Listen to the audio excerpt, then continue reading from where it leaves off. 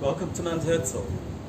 Welcome to our fourth and last August walking tour here in Jerusalem. To Mount Herzl, the epicenter of the Zionist story. Before I go any further, I want to thank you. I promised not to turn 66 by the end of today, but it was really very, very nice to get all your greetings, and I thank you for that. And I want to take you to the context of our time right now as well. Unlike the normal tours of Mount Herzl, I added in an extra reading for today, and it's the reading from the book of Jeremiah. And in Jeremiah, those of us who attend services, however, or those of us who want to do readings, however, on Rosh Hashanah on the second day, will find that the Haftarah comes from Jeremiah, and these are amongst the words that you have over there. Thus said the Lord, a cry is heard in Ramah. I'm on page 2 of our notes. Rachel weeping for her children.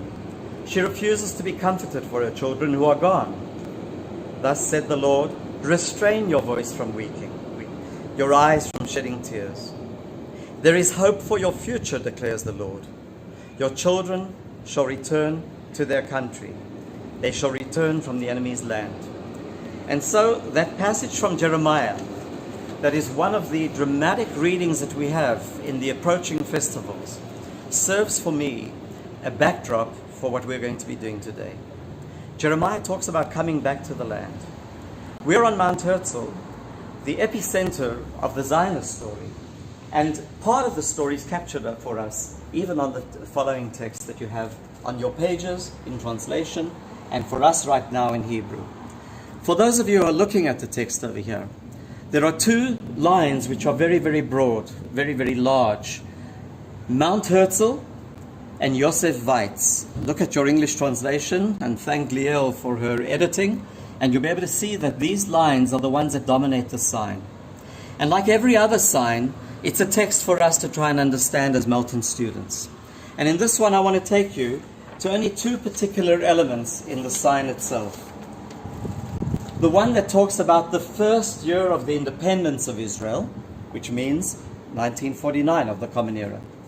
And the second one that tells us that it is the eternal resting place of the person who had the vision of the state of the Jews.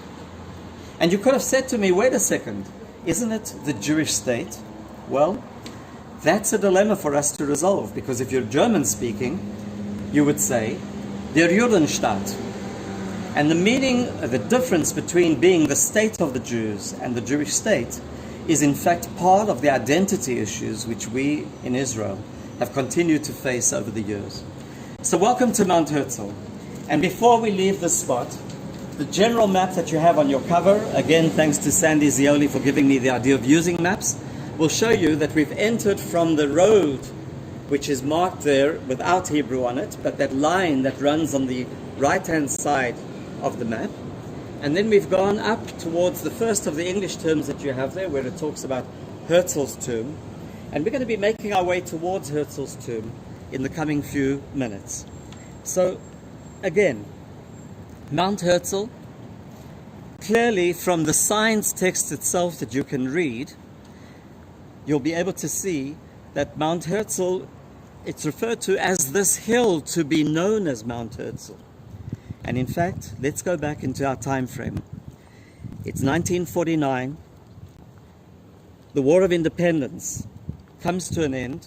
The armistice agreements are signed. The whole of Western Jerusalem is in the hands of the young state. And here on this hilltop, pretty far to the west of the whole of the city, they decide to dedicate the area to where not only will Herzl's remains be brought, but over the years, so will be brought other people who you could say belong to the pantheon of this state. Welcome to Mount Herzl. As we're walking throughout our visit to Mount Herzl, I'm going to be asking of you, use the visual cues that you have. They will tell the story as well as I can. It's going to be told by trees and what they symbolize. It's going to be told for us by headstones, because we will be in the military cemetery. But not only in the military cemetery. Wherever we go, the architecture, which includes the landscaping and also includes the specifics of building the monuments that we will be stopping at, will serve for us as clues to what Mount Herzl is and what it represents for us. I'm going to ask you even to try and pick up the atmosphere of the place. Is it a place which is oppressive? Is it a place which is impressive? Is it a place where you are saddened? Is it a place where you are inspired? And clearly, as we come onto Mount Herzl, these questions will be unraveled for us by the spots that we stop alongside. So let's make our way to the first of our stops here at the top. Coming in sight for us, you can see once again the weather is changing. It's almost the end of August. At this hour, it's already the feeling of relief. The heat of the day has passed. But in addition to that, it's an hour where Mount Herzl itself is virtually devoid of all visitors. There is a family that has still remained here since earlier on, before they locked the gates. But we are about the only other people here right now. And as we make our way up these steps, besides for the family that is relaxing over here, I want you to get a sense of the space that we're in right now. It's the space which is dominated by trees, all planted around the central area. And if you look closely, at the bottom of each of these trees, we will even see signs. Let's take one or two of them for ourselves and learn from the text that we can encounter. You are now on page 4 of your notes, for those of you who wish. Some of the signs will be the exact ones that we're seeing now.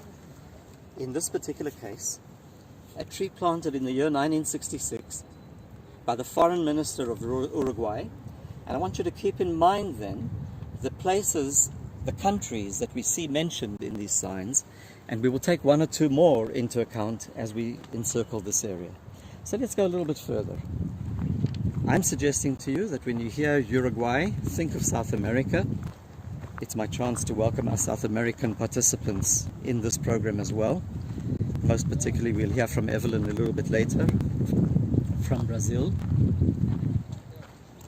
For some of our participants who may be from South Africa, they will remember this name very, very clearly. The same year here, 1966, Seretse Khama, the Prime Minister of Botswana, and Seretse Khama was the name that I grew up with in my childhood. But this sign too indicates that a tree was planted by him. And I want you to remember what the type of tree is that we have here. Keep that symbolism in mind as well. Africa. We had South America, we've now got Africa. Let's see what else we can encounter here.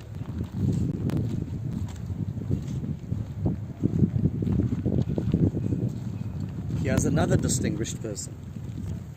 Queen Elizabeth of Belgium. Her sign dates back earlier, 1959.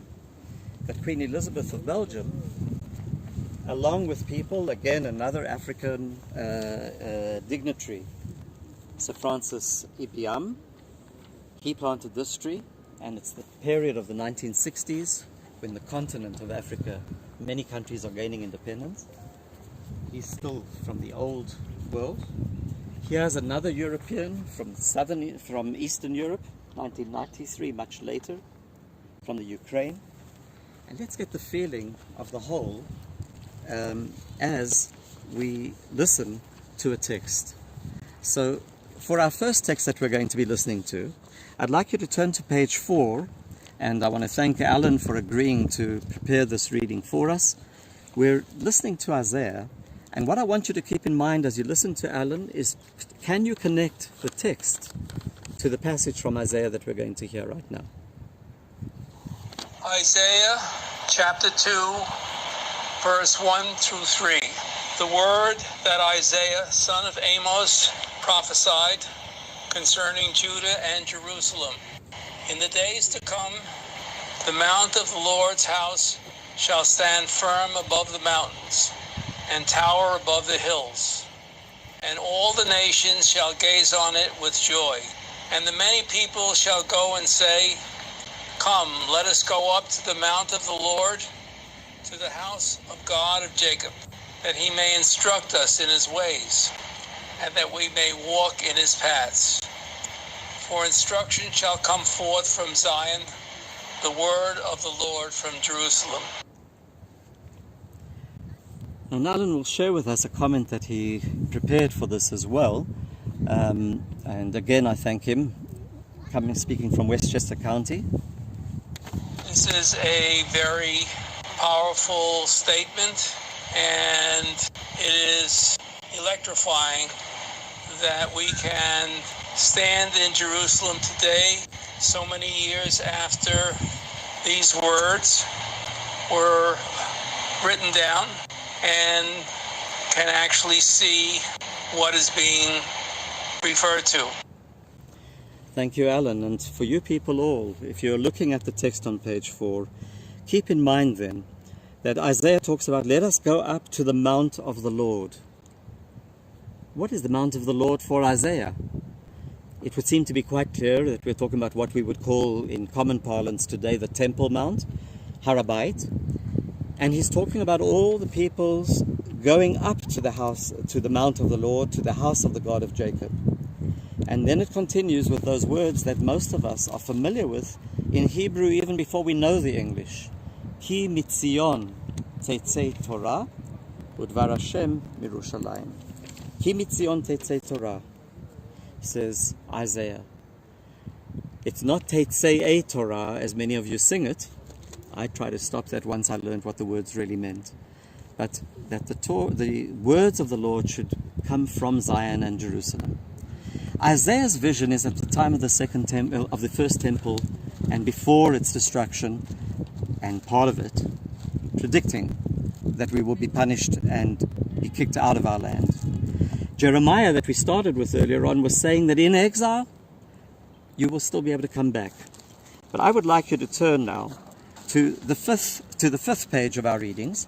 And as we're going along, and Menashe is allowing us to see these trees and the signs, I will take you to one or two of the words from the book of Kings that you have on page 5. It starts there and it talks about King Hiram of Tzor, or Hiram of Tyre, who sent his officials to Solomon, son of David. Go down to verse 19. And so I propose to build a house for the name of the Lord my God, says Solomon. And he says then further, please then give orders for cedars to be cut for me in the Lebanon. Go all the way down to 22. And as we're going, you can see that all of these trees are dedicated by additional leaders of their countries here from Togo. We'll still see some more as we're going along, as I continue with the book of Kings for us. So Hiram sent word to Solomon in verse now 22. I have your message. I will supply all the cedar and cypress logs you require. Bring them down to the sea, to any place that you designate to me, says Hiram or Hiram to King Solomon. And so, in the last verse of that passage that you have on that page, on page 5, with, by the way, the image of a cedar from beneath that you can appreciate, and we can even go to this one to get a similar image now. This one is this sign was from His Majesty, the King of Nepal, and for someone who comes from Nepal, they would look at a tree like this and say it's almost as tall as our mountains in Nepal. So let's get the sense of that as we complete this image for us. King Solomon orders trees like this, and if you look at how incredibly straight the trunk is, how it goes straight up, you can understand why it's such a remarkable tree for building in the ancient world. So here's a cedar of Lebanon that has been planted here, and in this case by the King of Nepal, and in the previous case from Togo, and from Sierra Leone, and from Botswana, and from all of those countries, including even Belgium and the Ukraine. What do we learn from those signs? Can we take Isaiah and the book of Kings 1 and understand why these trees have been planted here?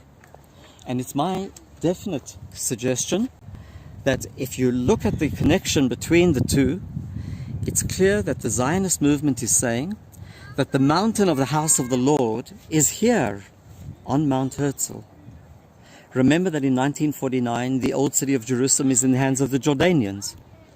And in a sense, both out of necessity and ideology, the opportunity is taken to develop an alternative epicenter for the story.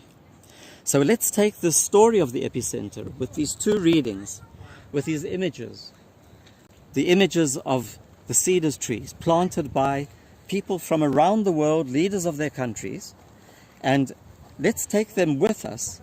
And as we're walking, you may want to ask yourselves, how many cedars should be planted here all in all? And in honor of the festival that will come at the end of the month of Tishrei for us, the festival of Sukkot, those of you who are familiar with the Torah readings will know that by the end of Sukkot, 70 offerings were made. And those 70 offerings of animals in the temple were made for all the nations of the world. If you want to be a traditionalist, you'll say there should be 70 trees over here. If you want to be a realist, then you'll say, or a diplomat, you'll say, we should have around 180 something trees, one for every country that is part of the United Nations.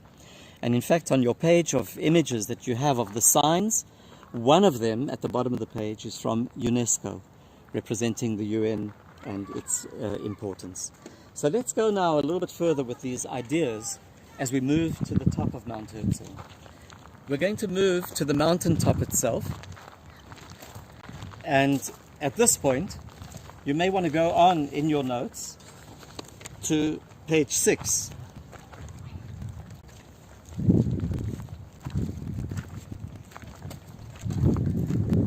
Okay. At the top of the whole of Mount Herzl, the top of this mountain that became Mount Herzl only 72 years ago. At the very top, we're approaching the area where Theodor Herzl himself lies, his remains lie. And in coming to this large plaza that we've just entered, let's give a moment or two of consideration to who this man is. So, you have two readings there. But as you will know from seminar days as well, when we look at the dates that are mentioned for a person's life, it serves as part of the indication to us of who they are and what they stood for. Herzl dies at the age of 44. He would have barely been able to attend a session like ours because he would have been called a kid in the eyes of most of us online right now. At 44, what did he achieve?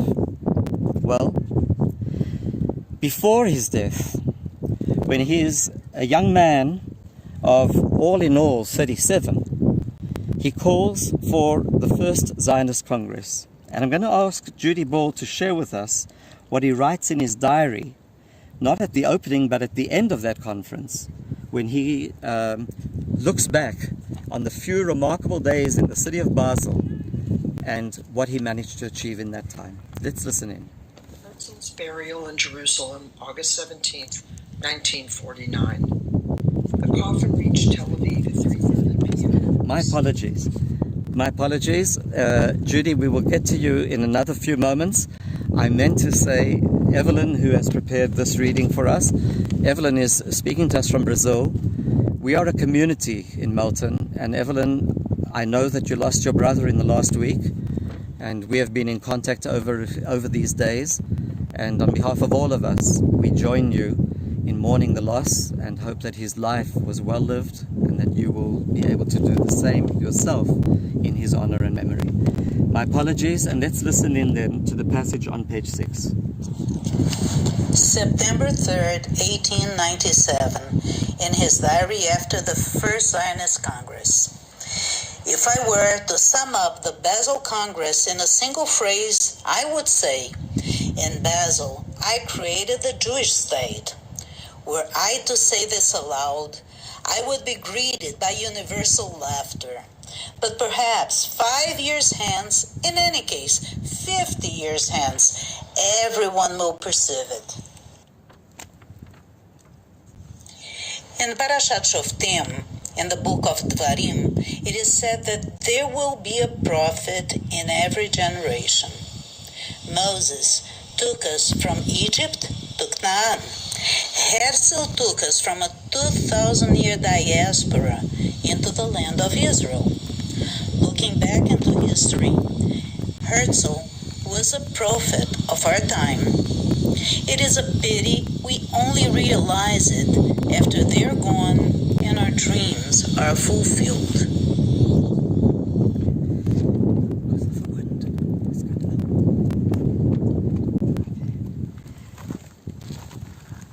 For a moment or two then, firstly again, thank you to Evelyn. And sharing that observation, I think, has given all of us food for thought. What is it to be a prophet? Well, he says 50 years. Look at the year that he writes that diary entry. Both of the quotes from him are from that same week. It's September 1897.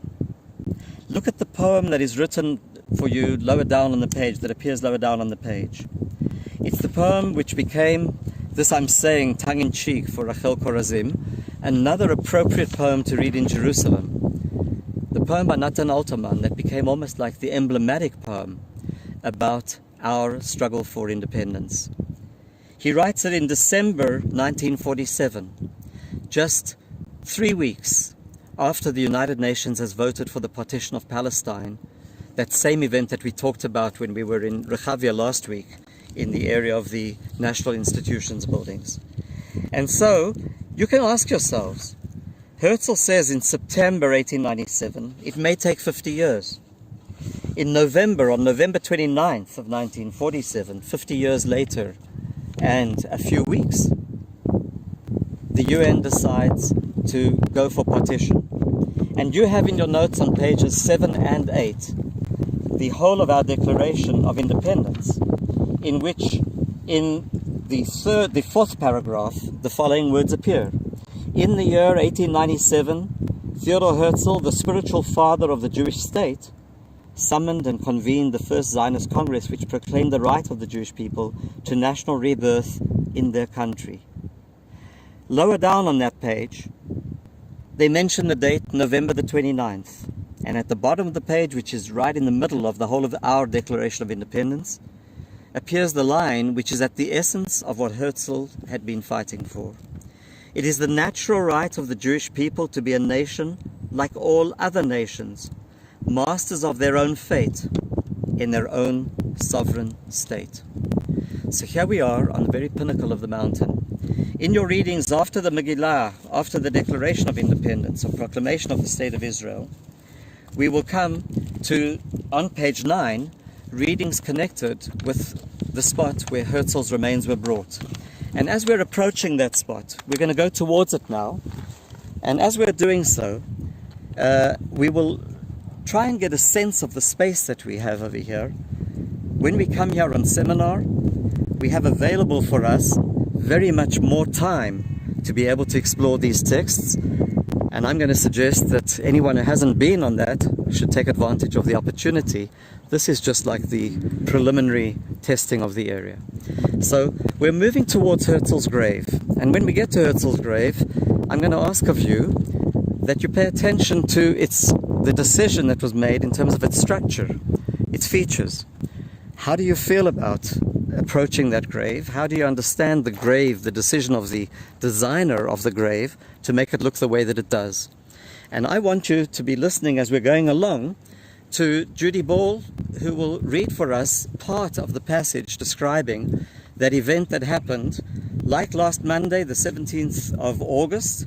So on the day thereafter, Herzl's remains are here on Mount Herzl, the year being 1949.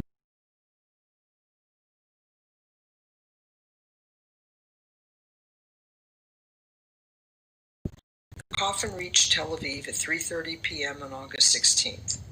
The first to pay their respects were the members of Knesset and high government officials. During that evening and night, more than 200,000 persons from Tel Aviv and the vicinity paid their last respects to their dead leader, filing in procession past the coffin all night long. At 5 a.m. on the following morning, Herzl's last journey began. The convoy passed Mikveh Yisrael, Rishon LeZion, Nes Ziona, and Rehovot. all of which Herzl himself had seen in his own life in 1998. Wherever they passed, they were met by silent and reverent crowds.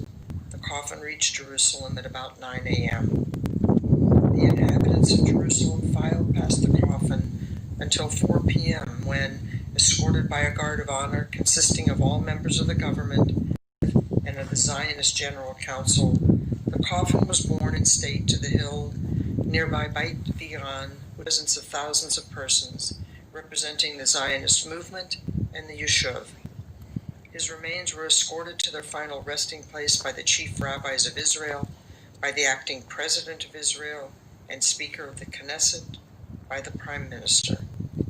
Hundreds of villages and settlements had likewise sent their representatives, each of whom dropped a little bag of earth into the grave in order that the whole land of Israel might cover the leader's remains.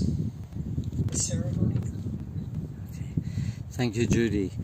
And this ceremony then, the details of which you've been able to listen, you've been able to hear that description, but also see the place. And I asked you to make your own impression of how the site itself strikes you. But I want to take you to one moment of that ceremony, the moment where, after all the dignitaries and the hundreds of thousands of people have made their way and paid their respects to Herzl, from the moment that his body is flown in from Vienna. So what happens is that at this spot, representatives of every kibbutz, moshav, moshava, every spot that has been established in the land of Israel from the time of the beginning of the Zionist movement, even before, from the 1880s on, each of those representatives of those communities comes with a little bag of earth. Now, many of you are familiar with the idea of taking little bags of earth from Israel to your home countries. And when you do that, you know that the Chevra Kadisha wants to have earth from the Holy Land to be able to put it in each grave of a member of your community. Here it's the reverse. It's the image of all of the corners of the land of Israel being captured in this one spot that we are at right now. And if you're looking now at the grave, as Menashe lets us get the sense of the space, you'll see there's only one word facing us, and that is Herzl. And if we go along to the side of it a little bit further, you will see only one word again, and that's his name, Herzl. Only on one side is there a little bit of a text, and all that it says is the names of his parents, his mother and his father. And in addition to that, it gives us the date of his birth and death, and the date of his reaching his final resting place. How are you struck by this graveside? And if you want to put it in a different context for ourselves now, on the bottom of page 9, the same page where Judy had read for us, I want you to look at that passage from the Babylonian Talmud that takes us all the way back to the 4th century of the Common Era, when these rabbis were discussing the manner in which a person should be buried. And in the text that you have from the tractate of Ketubot, you will find the name Rabban Gamliel, the most patrician, the most wealthy, and the leader of the Jewish community of the land of Israel. At the time after the destruction of the Second Temple, we're in the 2nd century, and he, as the wealthiest individual, decides that when he dies, he will be carried out in inexpensive linen shrouds, nothing fancy whatsoever. And thereafter, all the people followed his practice by carrying out their dead in inexpensive linen shrouds. And in fact, I mentioned to you the Babylonian figure, the Amorah from Babylon, Rabbi Papa, who turns around, Rav Papa says, in the 300s. And now it is the practice to take out the dead even in a shroud of rough cloth with no more than a zuz. A zuz being that same coin that you know from the Pesach Seder, zuzeh, the Zabin Abba Bitre zuzeh. Herzl's grave then, how does it strike you? Is it ostentatious? I think it's definitely impressive. But does it raise for you any sense that he has been given the status of a royal figure, something like what you would find in Persepolis or any of the other great burial chambers. Our Greek seminar goes to the grave of Alexander the Great's father, one of the most impressive archaeological sites I've ever seen. He would never have understood the simplicity of Herzl's grave. Let's proceed from here as we go along, and we're going to be listening into a tune as we're walking now. It's a tune that's played during the ceremony. The song that is sung is called Anu Nosim Lapidim, we are carrying torches, page 10. And if you'll look at the translation if you need it, follow with the transliteration if you want to sing, and follow the Hebrew if it's easier for you. But I want you to look at it and decide which is the part for you, which is the most startling verse in the whole of this song, which is played every Independence Day here in Jerusalem at this exact spot on the top of Mount Herzl. Let's listen as we walk.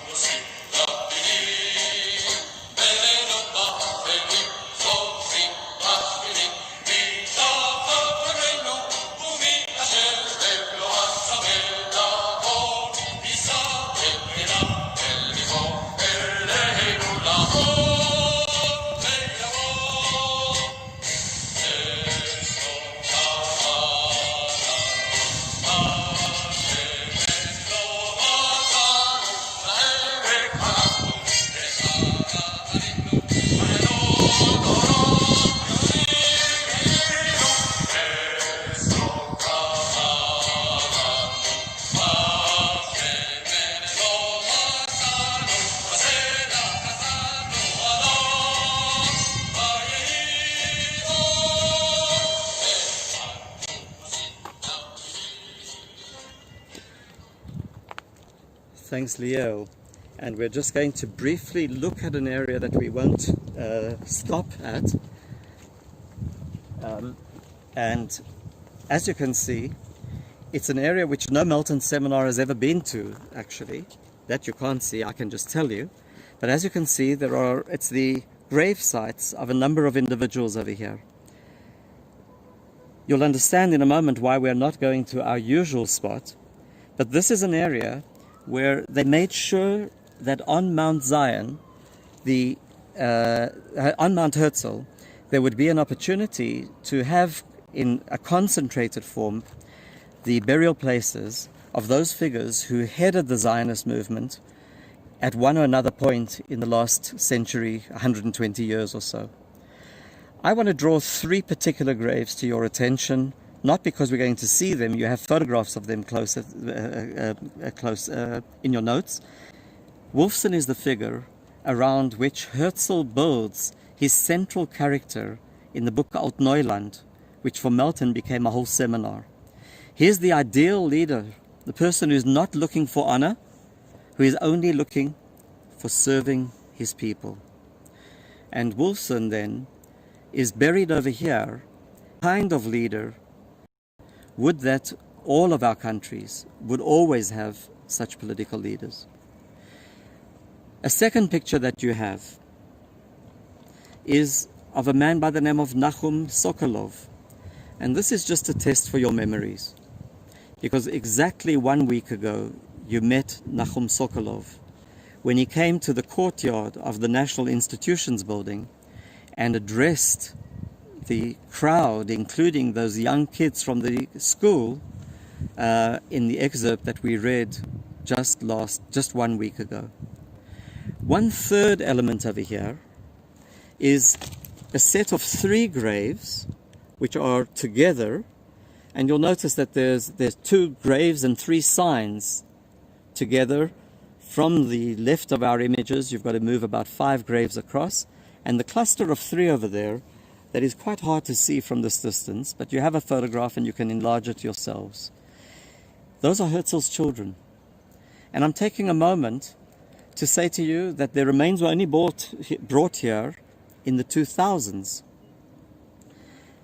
But they represent the tragedy of a man who is a public figure and yet has a very unfortunate private. One of them died of an overdose of heroin in 1930.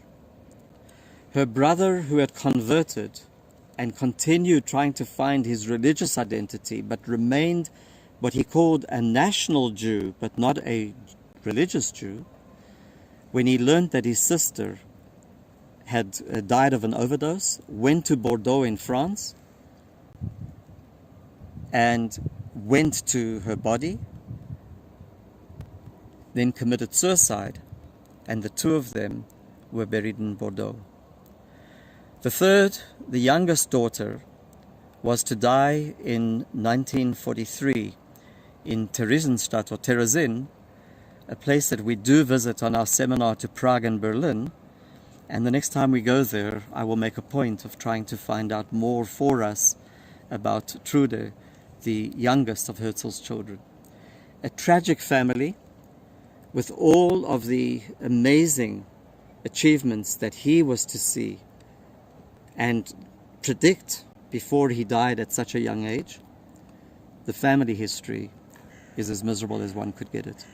We're going to proceed from here, and in our walking we'll again be able to be accompanied by a marching tune, because we have to march a number of minutes. But just before we start listening to it, I'll explain why. In just 50 yards from here, we would normally have made a right turn and gone straight to the gravesides of what are known as the great leaders of Israel. 3 categories of people can be buried there, normally. There are exceptions.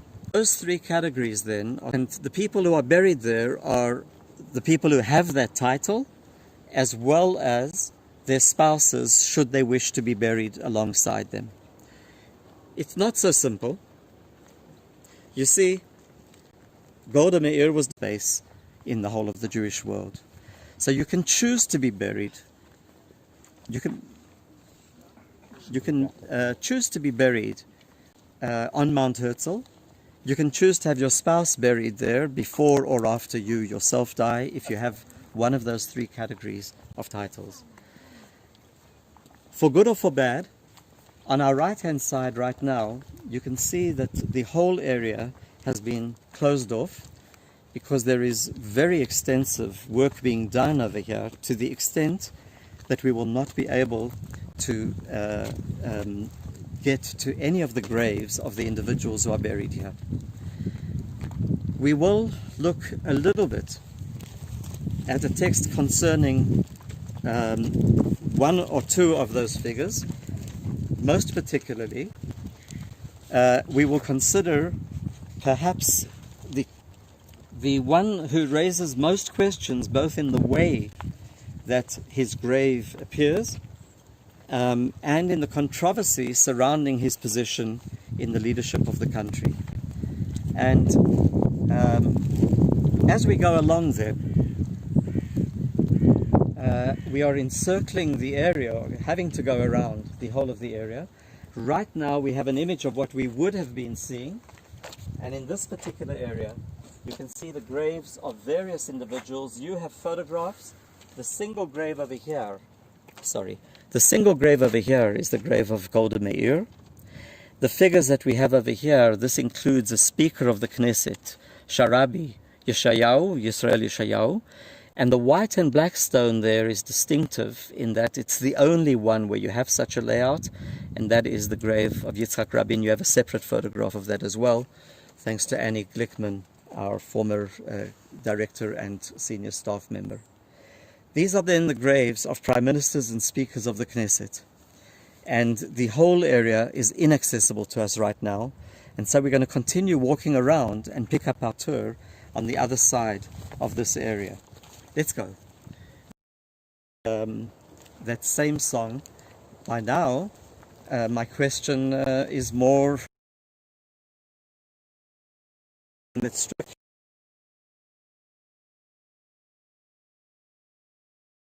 I'm imagining that the lines which ended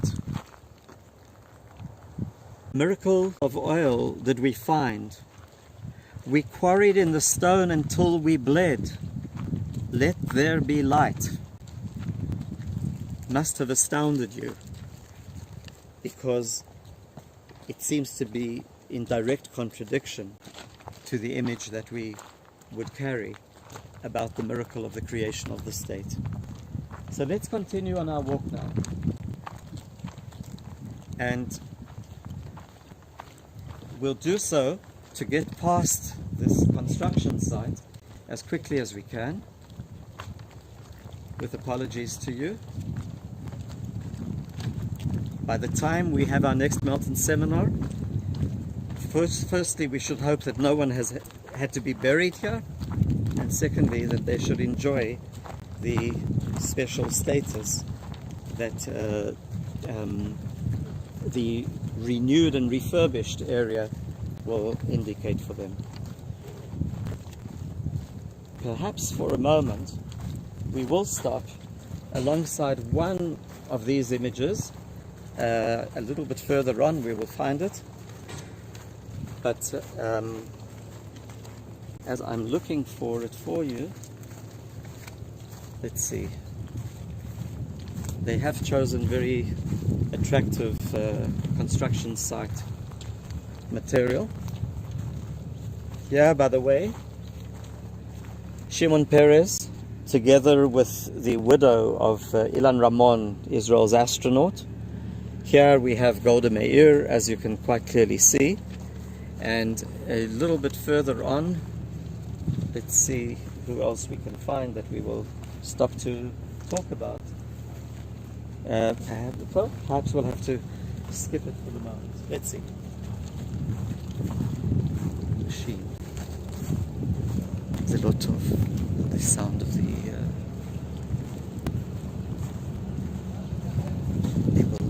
it's going to be too much noise. Close up here. Don't worry about listening in right now, but certainly the image there, we go back to 1994, King Hussein of Jordan, President Clinton, Yitzhak Rabin.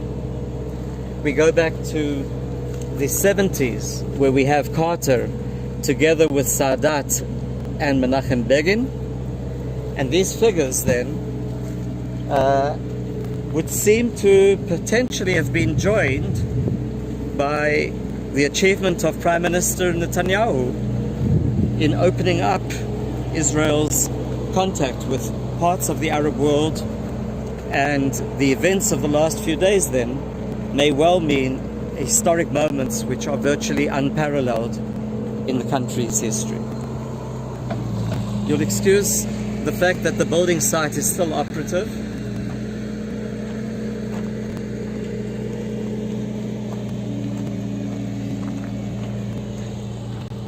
And we're going to follow that bobcat and see whether he will take us perhaps to redemption. As we're walking, Menashe is showing us that there are various other sites here on Mount Herzl, commemorating events which include all of those people who are killed in acts of terror. They may not be buried here, but they will be entitled, they will have their names mentioned on commemorative stones here. So we've now come to the point where we are behind what's called the Gdolei HaUmah, the leaders of the nation.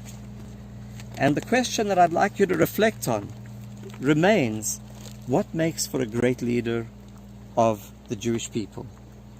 There's no doubt that having a state has changed that definition completely. And 100 years ago, to be a great leader of the Jewish people, you could be a philanthropist, like the story that we encountered with Montefiore. Today, you could be a general, or you could be coming from one or another other such background. So, we've had to skip the area of those graves of our prime ministers, presidents, and speakers of the Knesset. And we're coming to another section of the of Mount Herzl, and in the move that we're making then, we will just have one closing passage that I'd like you to listen into, connected to this area, and that is from the Grivers, who will read to us a short excerpt, which is the one that, perhaps we'll take their commentary instead.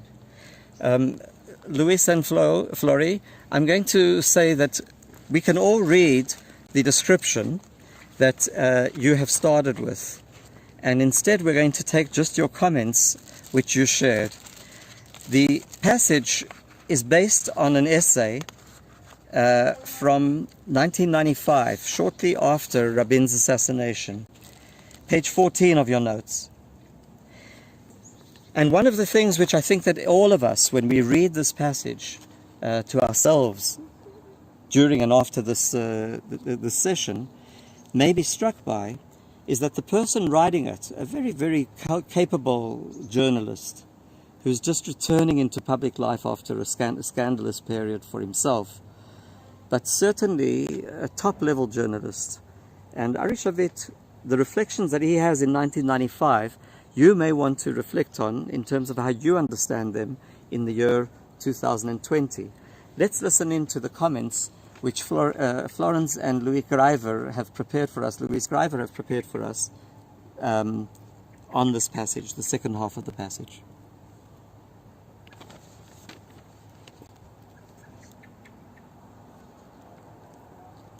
Ari Shavit points out that in the beginning of the State of Israel, neither the Jews nor the Arabs saw each other as inhabitants of the Promised Land.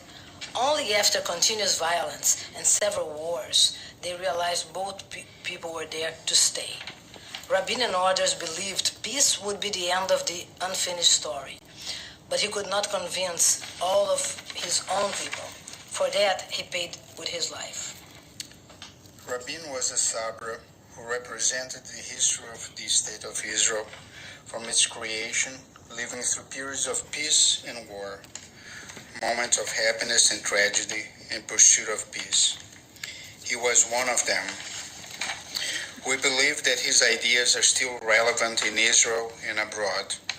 However, as we hear all the views about the annexation plan, it's not a well-accepted solution by all the segments of the society.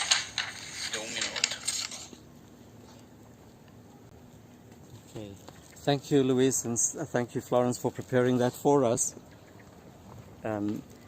We are now going to make a brief stop on the side beyond the area of the leaders of the nation. We've entered the area which is marked on your front cover map as the military cemetery. And as we enter it, we've come to one particular set of graves. When you look at these graves as a pattern, you can see that they've been laid out almost like a V. And as we get closer to one of them, you will be able to see that on the stone itself, what appears there is a parachute. There's also a symbol over here which is not the symbol of the Israel Defense Forces, but rather of the Haganah, the pre-state, largest of the pre-state paramilitary or underground organizations. This particular stone is the stone of a young woman by the name of Hannah Senesh. If you look carefully, you'll see there are 3 larger plots over here, and then there are 4 smaller ones. And the larger ones are graves, and the smaller ones are commemorative stones for 7 individuals who jumped behind enemy lines during the Second World War in order to try and rescue the Jewish communities there. Hannah Senesh, if you look at the years of her life that you have on your page there, you'll see how very, very young she was at the time of her death. 1921 to 1944. Let's listen in to one of the most beautiful and popular of all Israeli songs, a poem that she wrote when she was living on kibbutz Sdot Yam, which is next to Caesarea or Caesarea. Let's listen to that song.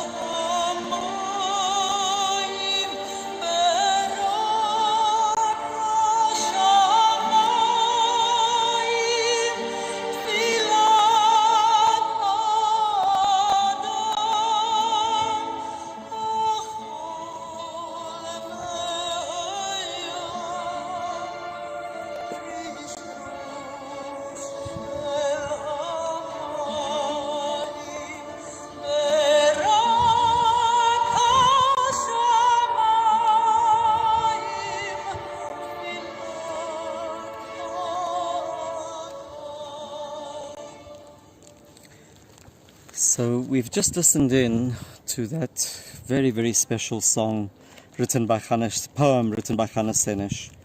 And I want to take you to your following page, and we will not be able to explore the area beneath us now because of the distances involved.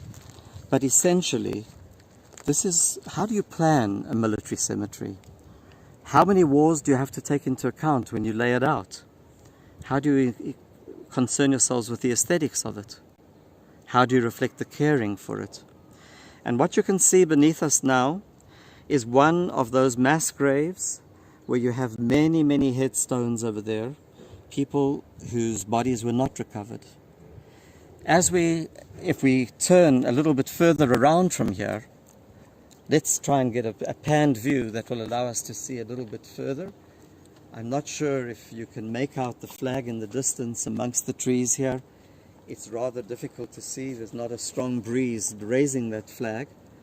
But that flag is at the point which is the epicenter of the military cemetery's 1948 section. And between where we are now and there, almost all of these graves are the graves of people who fell in the War of Independence, where perhaps close to a third of all of those falling in battles for Israel over all of the years were going to fall within the space of that one war. And so I take you to page 16 of your notes. And if you look at page 16, what we've managed to try, or what we've hoped to convey to you, is just one particular battle in that war. 12 days into the existence of the State of Israel, a battle takes place to try and free the road to Jerusalem, to break the siege on Jerusalem that we talked about last week with Dov Yosef. And as we consider the site which is beneath us now, there is one single mass grave there. You have on page 16 a total of 11 stones there. And you may be wondering why they are there, why those pillows, as we call them, are there. Well, they convey for us what it must have been like in those very, very first days of the State of Israel. One spot, one battle, on the outskirts of the beginning of the ascent towards Jerusalem. And that single battle, in that battle, all of these individuals are perhaps 20% of the numbers that fall on that one day, 12 days after the state is declared. And if you look at the serial numbers that you have there, you will see 1034, 1072, 1062, 1065, 1061, 1050, 1074, 1053, 1058, 1063, 1042. All of these individuals had stood a few days before, were issued their uniforms. They were amongst the very first to get their equipment, And if you look at the countries that they come from, Poland, Yemen, Turkey, Germany, Russia, all of those countries, you get a sense of what that war must have been like for the state, what it meant in terms of 12 days before they were issued their equipment, and here they had already gone to their deaths in that very, very first battle. So we move on a little bit further.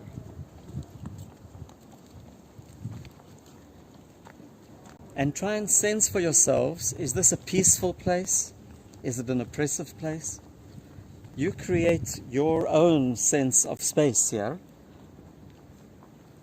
I think, for me, the sense of calm, the sense of quiet, the sense of caring are the strongest features of Mount Herzl's military cemetery.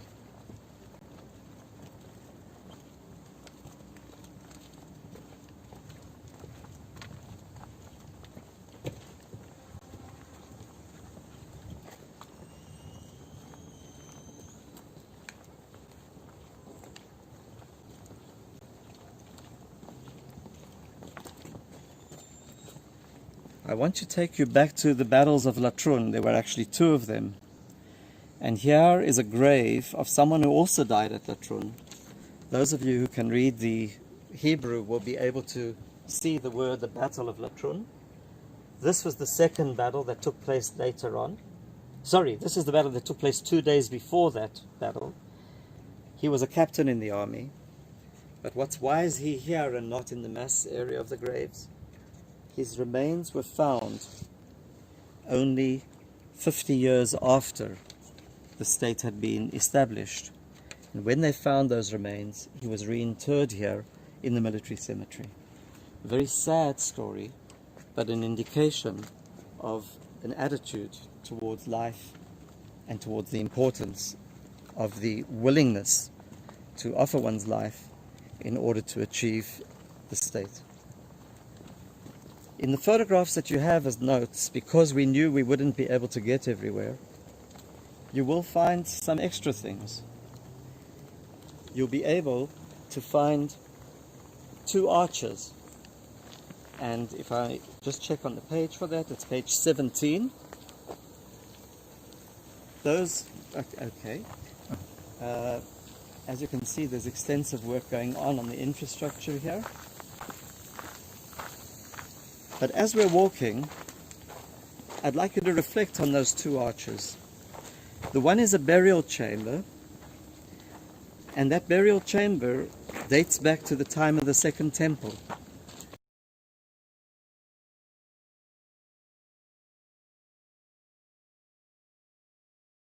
The family, or 2 families that would have been buried there, were on the outskirts, the far hinterland of the city. The second of those arches is actually almost like a tunnel, and it commemorates, from the early 1950s, those people who were defending the Jewish quarter and died in the Jewish quarter during the War of Independence. One of the commemorative plaques there is for a 10-year-old boy whose name appears in your notes. That 10-year-old is the youngest person buried in the whole of the military cemetery. And by my understanding, after the War of Independence, those people who defended the Jewish quarter, even if they were not soldiers, were posthumously inducted into the army and given their serial rank and serial numbers. How strange. A commemoration here in 1950 for those who died in the Jewish quarter. In 1967, the Jewish quarter is captured, and the place where they were buried during the War of Independence is uncovered and restored. And then the bodies that are taken from that spot inside the Jewish quarter are transferred to be reinterred once again, this time on Mount Herzl.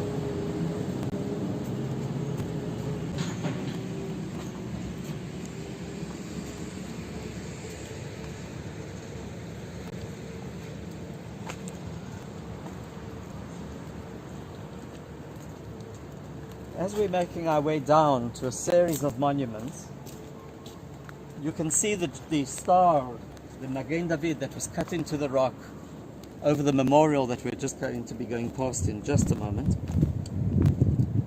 And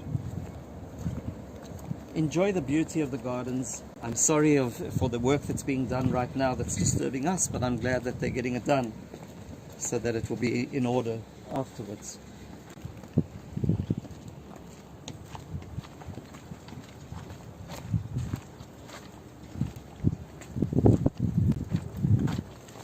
So we come to a memorial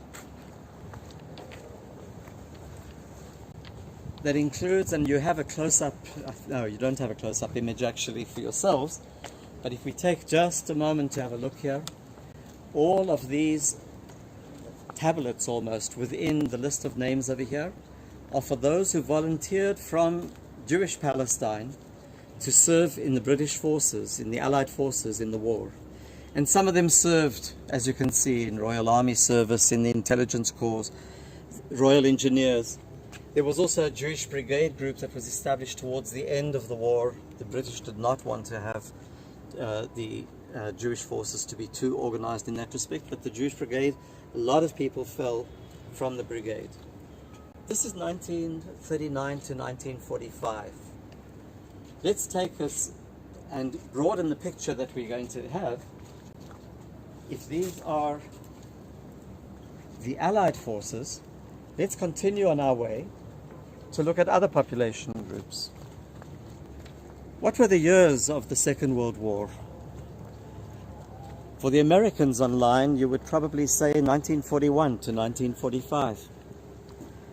For the South Africans or Canadians online, you would say 1939 to 1945. For the Russians online, if there are,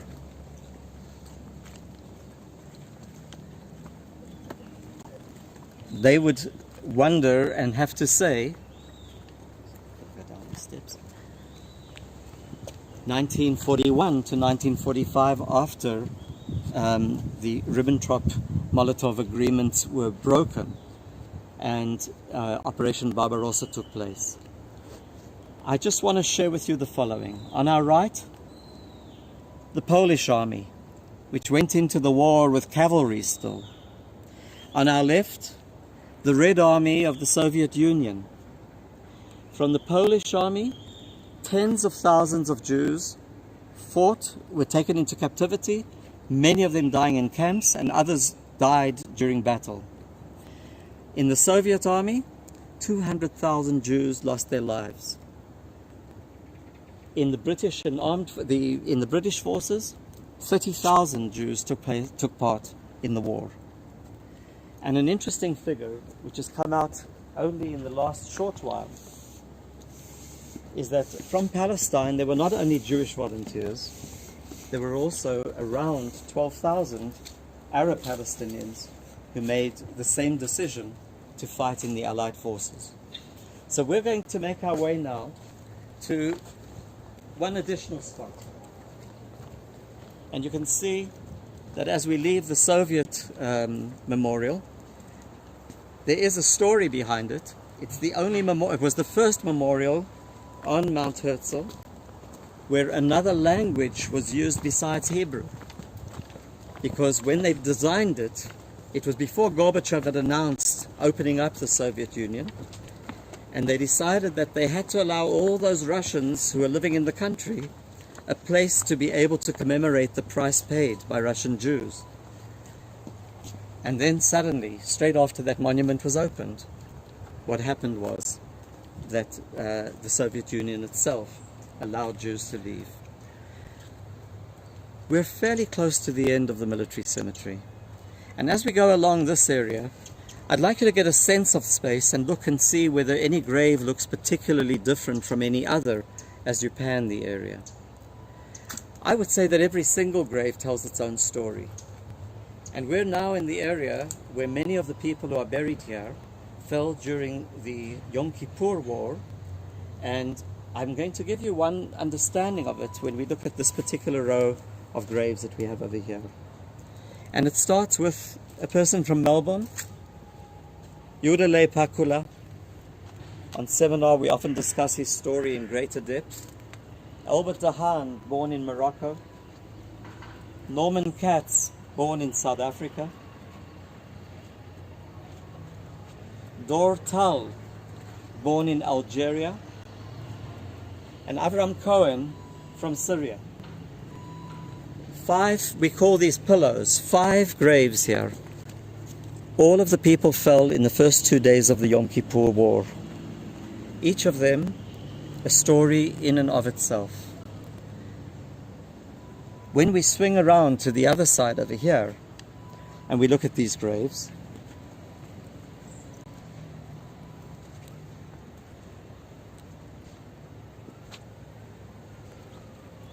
you'll notice that at all times there's the opportunity to find a seat if you want. And I'm for a moment taking us to David Ezra. And again, because the language may be a barrier, saying to you, David Ezra dies at the age of 19, born in Jerusalem, a private. And just one row away from him, we'll take a moment to look at these 2 graves over here. If that was David Ezra, this is David Elazar. David Elazar, not born in Jerusalem, but born in Yugoslavia. Comes out of Yugoslavia at the beginning of the Second World War. And not a private, but a 5-star general. He's often called the last victim of the Yom Kippur War, because he was the general in charge of the whole of the army when the war broke out. And when he died on the 15th day of Nisan, which is Pesach of the year 1976, after the war and the Commission of Inquiry had found him responsible for not having the army ready for the war, many say that he died of a broken heart and was the last victim of that war. His grave is not very much different from David Ezra's grave. And neither is the grave next to him, the grave of Yonatan Netanyahu, about whom you have a reading, a diary entry from his own diary. And you can see that each of the graves has its own simplicity. In this particular case, these were amongst the first signs that were added to any of the graves. If you look for a moment, you'll see that most of them do not have a piece of marble in front of them. Yoni Netanyahu was awarded the highest award for bravery of the country, and that sign tells us about it at a point in time where families began saying, we want the special qualities of our children or parents to be marked. So as we leave here and we head towards our last few stops, I ask of you to again pay attention. Remember what Rabban Gamliel said in the 2nd century, what Rav Papa said in the 4th century.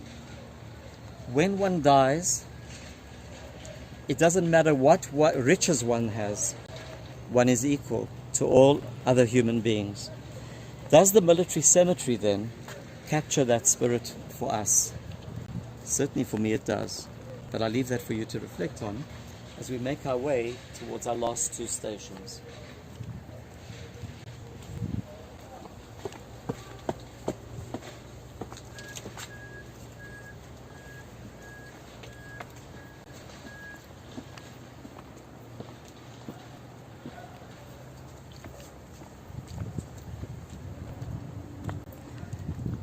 It's been a question has been raised. How do you plan the layout of a military cemetery? Well, the very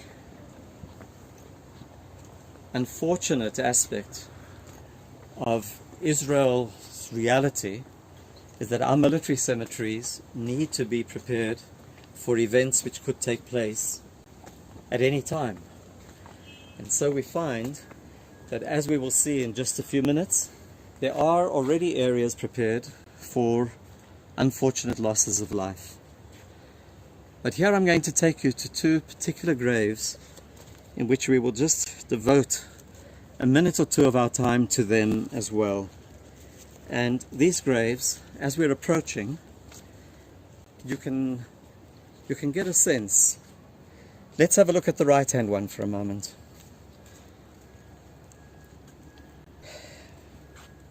When you look at the story here of Asher, that's the name that appears underneath that photograph. And you see that this corporal in the army, with the family name of Mazangia, was born in Ethiopia in 1982. He came from Ethiopia as a youngster. He was only 9 years old when he came in 1991.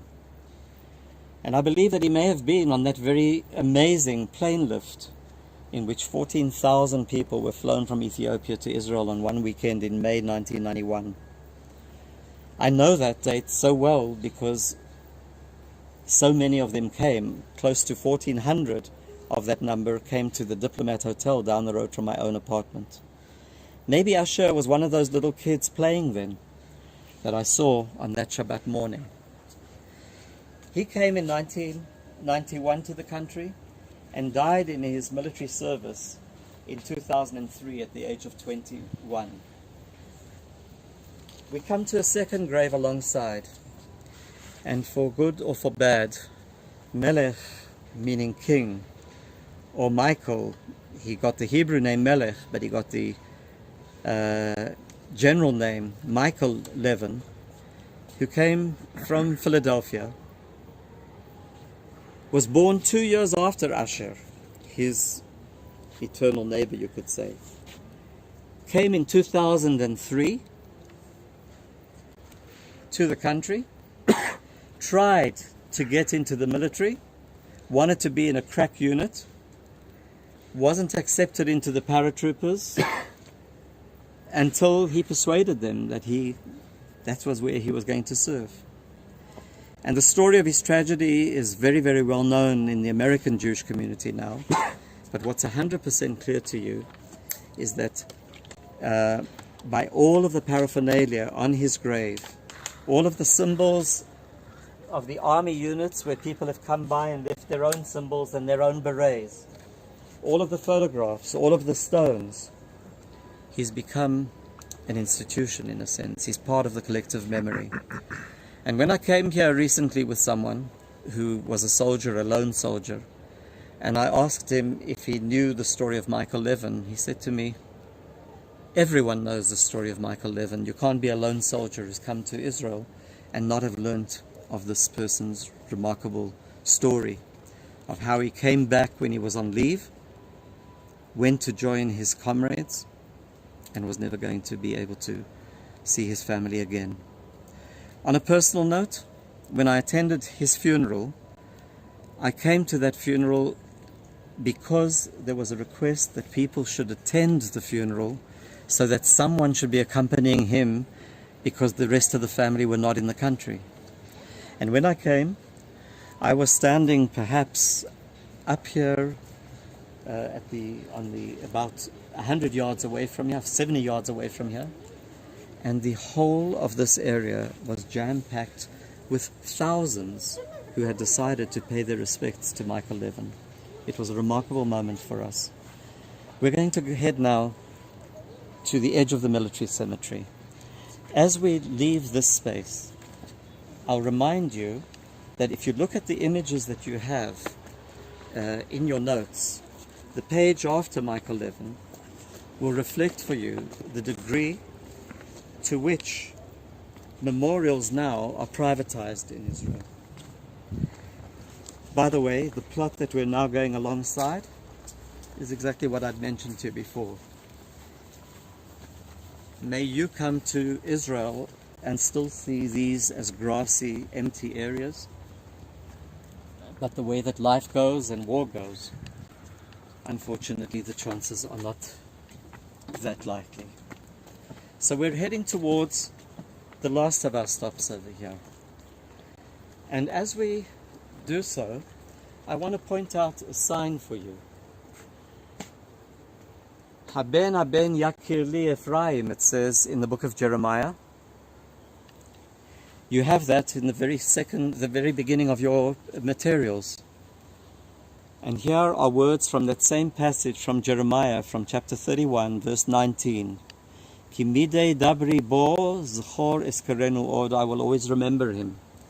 Throughout the military cemetery, then, you find the integration of what have been our sources for the last 2,500 years, integrated here once again. Shortly we're going to leave the military cemetery. And as we leave it, we're heading to our last stop on Mount Herzl. But for a moment, you can join me in looking at the moon that is going to be filling out each day until we reach the point of the full moon, and then it will wane towards Rosh Hashanah. So let's make our way then to the last section that we want to explore today together. It's failing light, but I'm glad that we have the opportunity to give our attention and our respects to a remarkable story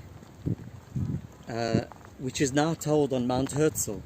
And if this is the pantheon of the national story of Israel, I'm glad that we are able to include it in our visit to Mount Herzl now. To give us context, I would say the following.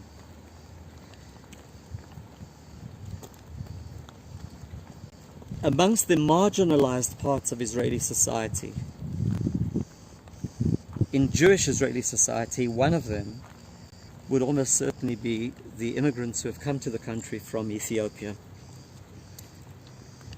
They number, by the way, a far larger number than those who came from America. Their part in Israeli society is being explored more and more, including the members of Knesset that we now have, the ministers in the government, figures who are taking up academic positions, and their place in Israeli society is going to be captured for us over the coming years in increasing volume.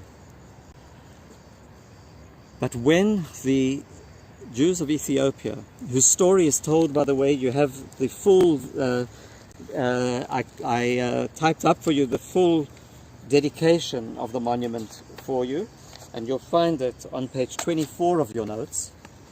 When the Jews of Ethiopia made their way here, they did so under extremely difficult conditions. To have their memorial placed here and not on the outskirts of Jerusalem where it first existed, in much smaller form, was a way of giving honor to the community and allowing them to take their rightful place inside our society. So here we are, and I'm hoping that what you can see is conveyed to you is the sense of the route that they had to take, these huts in which they lived in Ethiopia, and on the way, the people who made their way walking through the country, walking through Sudan, and eventually getting through the Sinai Peninsula or being taken by plane to Israel. All of those people have their names captured at this memorial. The many, many hundreds of people who lost their lives on the way to Israel. In this part of the memorial, let's have a look with our failing light a little bit more closely. But 4 different stories are told here in the manner that commemorative areas try to tell the story. The first is the story as told through the eyes of a child. The second is the story told through the eyes of one of the leaders of a group of people making their way. And each one has its own little illustration too. The third is the story of the memoirs or the memories of a mother. And the fourth is through the eyes of a religious leader, a kes, the equivalent of a rabbi. And I've asked Sarah if she will read us the story that you have there as we're listening to Sarah's reading of the story of the mother. I know that it's a slightly longer reading, but I wanted you to be able to imagine what it would be like to be a parent going through what this mother had to go through as she made her way to the land of Israel. So let's listen. Let's listen to Sarah's reading of what is the third of the signs over here, the story, the memoirs of the mother. Weeks had gone by since we arrived in that accursed Sudan after undergoing innumerable difficulties, burying many family members and acquaintances on the way. It was as if the skies, the wind, the sun, and the night were different from all that I knew, and so with the people. They spoke a language I didn't recognize and looked so much larger and stronger than we were. My partner and I are living here with our 4 children. Each day that passes covers us with greater despair and hopelessness as things get worse for baby Eileen, who had just begun to blossom, learning to crawl and smile. But suddenly she withered. First she got a fever, then at night when I felt her, she was cold. All my pleading that she wake up didn't help. I felt the tears of my husband standing over me and weeping in silence. It took him from dawn until dusk to dig her grave. A dozen others were buried at the same time. I had so begged her that she not leave us so soon. Didn't we still have a long way to go before reaching Jerusalem? How could the earth devour so tender and small a body? That night we all suffered from belly aches. Gasha, my eldest, collapsed before our eyes. His frail body stiffened and his eyes stared into space. I begged him to call me, his mother, and not give up. He didn't respond. God's wings were not spread over him or over this land. I was too weak to walk behind his coffin, and I do not know exactly where he is buried. So I left my children abandoned in the desert, and these memories will be engraved on my soul for as long as I live.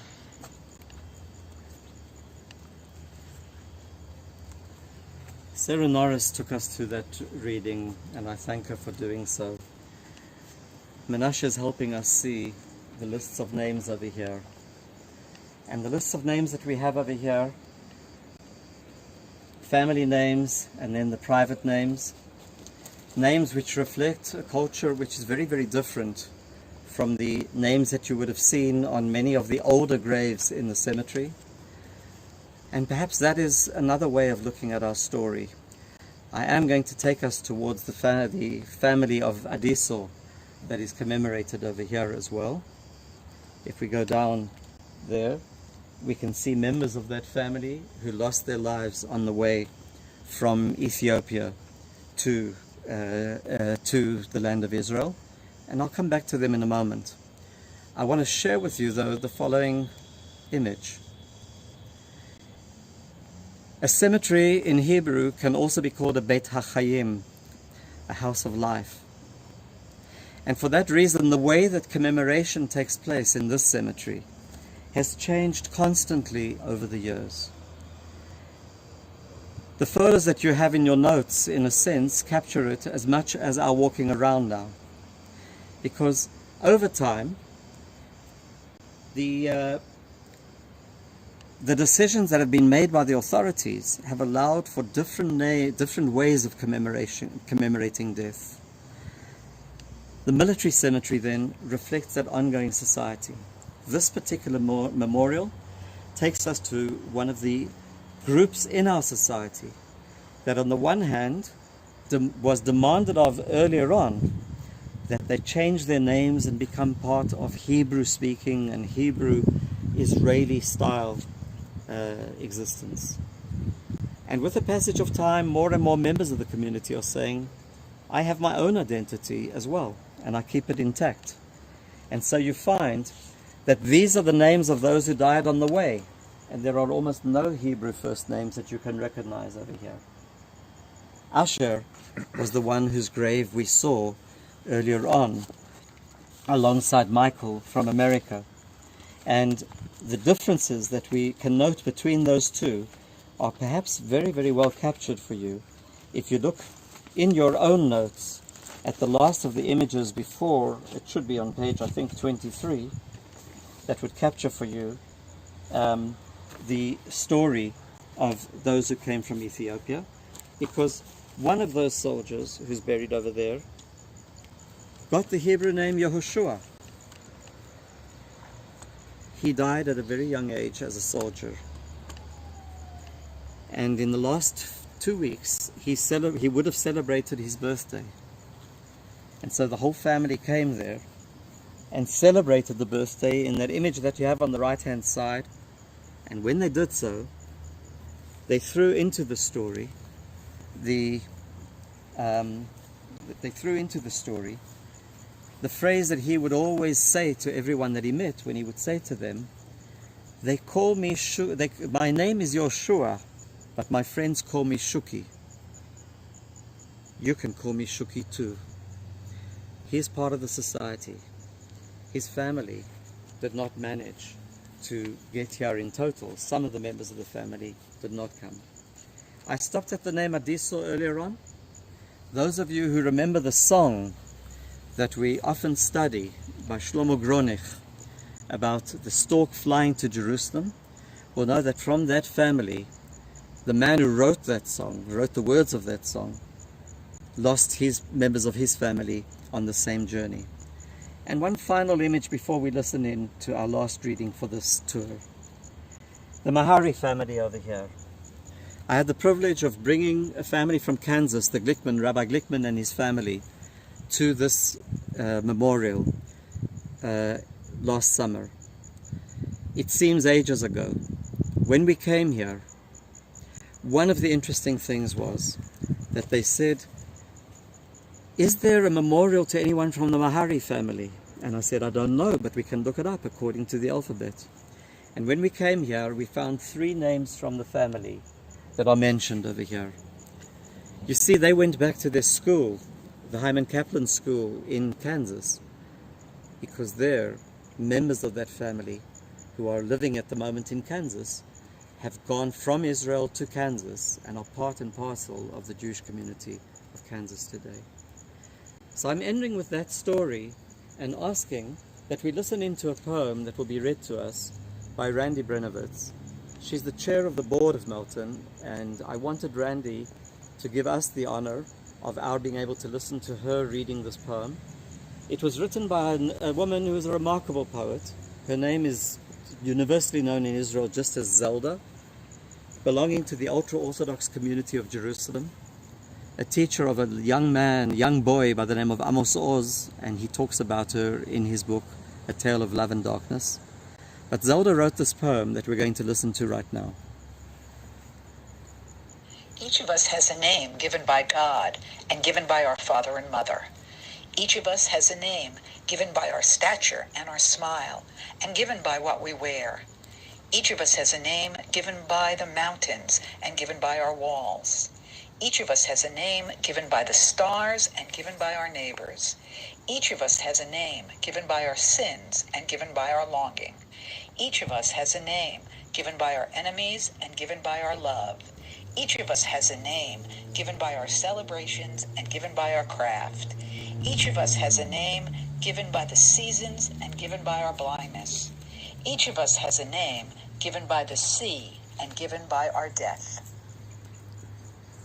And as we listen to this very beautiful poem sung by one of Israel's greatest contemporary singers, Chava Alperstein, in the background, I will say to you that on this beautiful evening here in Jerusalem,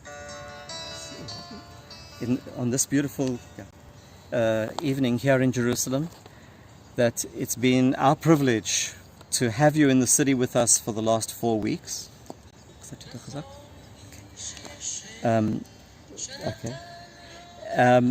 And we are hoping that in the weeks of the month of October, after the festivals, we will once again be able to explore different parts of the city, different parts of the country, and in doing so, we're hoping that you will join us so that your own longing for Jerusalem will be in some way quieted a little bit by these wonderful opportunities to explore the city and the country. It's my opportunity then to thank Andrea and Yael on the American side, to thank Liel over here, who has been so helpful in setting up everything, and to thank Menashe, who has been filming us for 3 of our outings, and wish his colleague and boss, Elad, who is getting married in just 2 days' time, that with the moon filling out, so his life should fill out, and we wish him a Mazal Tov on behalf of everybody.